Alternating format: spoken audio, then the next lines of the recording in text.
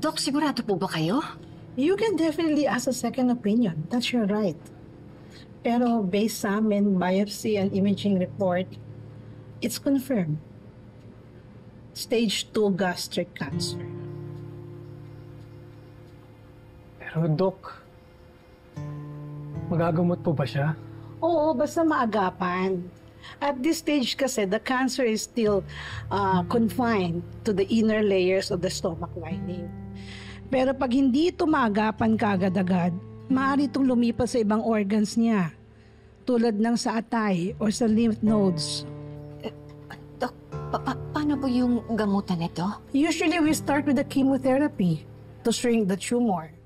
And they will assess from there kung kailangan siyang operahan. Possibly a partial or total gastrectomy. Depende kung paano siya mag-respond sa initial treatment. You know what's important now? Is kailangan ma-inform siya kaagad. Kausapin niyo siya gently. And, prepare her emotionally. Babalik ako, and then personally, I will explain everything once she's ready. Okay, sige po, Dok. Salamat po, Dok.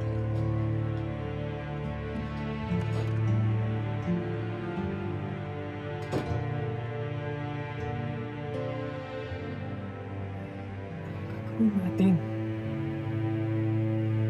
Sabihin ba natin sa kanya ang totoo?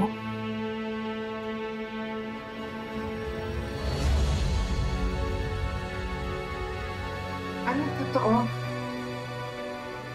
Anong sasabihin?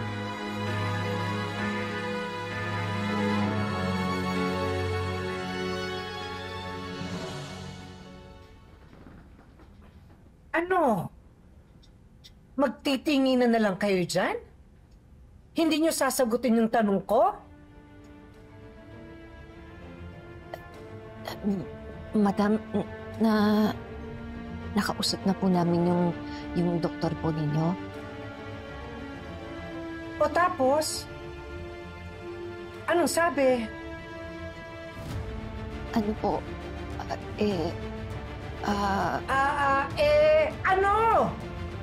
Ang tagal mo namang sabihin? Ano hinihintay nyo? Pasko?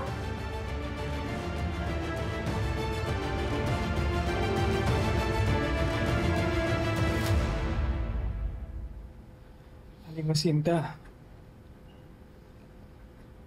sabi po ni Doc na may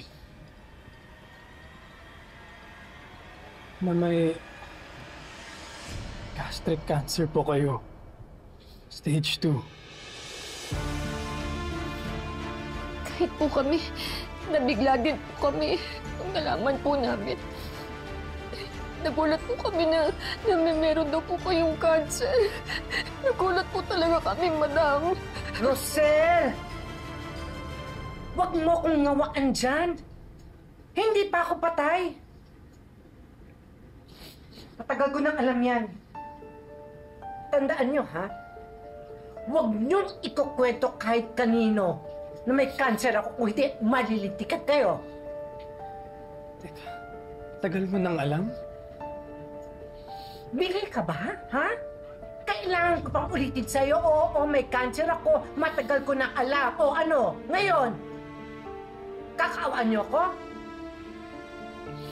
Hindi ko kailangan ng awa niyo. Kaya kong sarili ko, kahit mag-isa ko.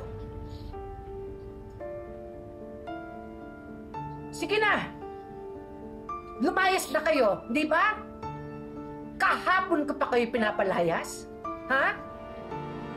Umalis na kayo!